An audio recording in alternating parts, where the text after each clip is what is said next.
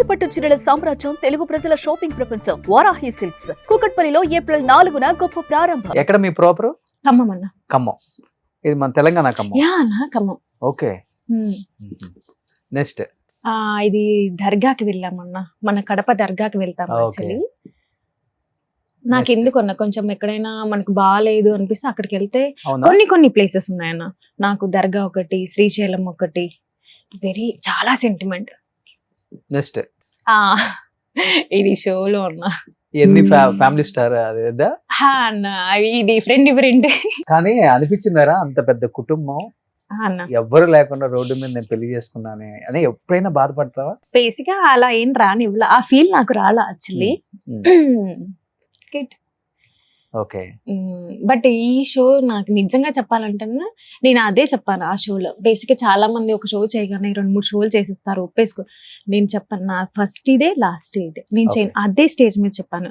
రవి అన్నాడు కూడా అప్పటికి, ఏంటది అలా చెప్పేసాను. నిజంగానే నేను చేయను, ఫస్ట్ అండ్ లాస్ట్ అదే, ఇంకా చేయను అని చెప్పాను. ఏం చనిపోయారు వాళ్ళ మదర్?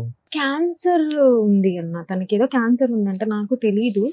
తను అన్నారు ఎలా చనిపోయింది అంటే అప్పుడు చెప్పారు క్యాన్సర్ ఉంది. ఆ తర్వాత ఎప్పుడు నేను అంత టాపిక్ తేనన్నా, అంటే ఒకటే దాన్ని తలుచుకొని ఆహా ఏమైంది ఏంటి గుచ్చి అలా లేదు. అవునా అయిపోయిందా, అండ్ దెన్ కంబ్యాక్ రాదు కదా, అక్కడితో ఆ మ్యాటర్ కట్, గో హెడ్ అంతే. ఓకే, ఏదైనా అంతే. కానీ ఇంత కష్టపడి ఇంత దూరం వచ్చి ఈ స్థాయికి వచ్చారు మీరు.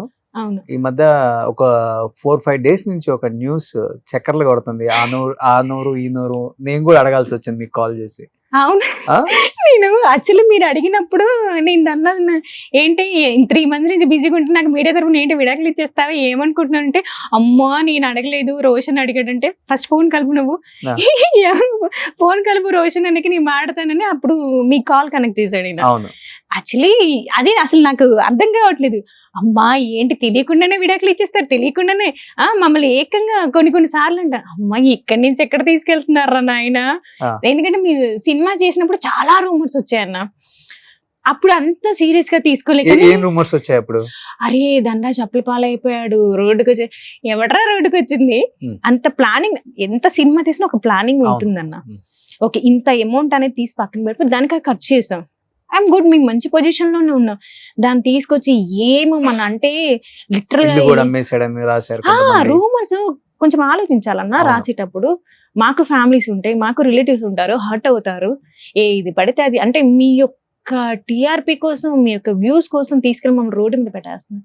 అది కరెక్ట్ కాదన్న. సెలబ్రిటీ ఫ్యామిలీని తీసుకొచ్చి రోడ్డు మీద పెట్టడం కరెక్టే కదా. మాకు ఉంటాయి కదన్నా ఫీలింగ్స్ ఉంటాయి, మేము హర్ట్ అవుతాం. నేను అప్పుడు చాలా బాధపడ్డా, అన్ని నాకు అవి షేర్ చేస్తూ వాట్సాప్ లో వస్తూ ఉండే. నేను ఇంకా వదిలేసాను. అప్పుడు తను చెప్పాడు ఇవన్నీ వస్తూనే ఉంటాయి, లైట్ తీసుకున్నా ఉంటే అప్పుడు వదిలేసాను అంతే. ఓకే. సో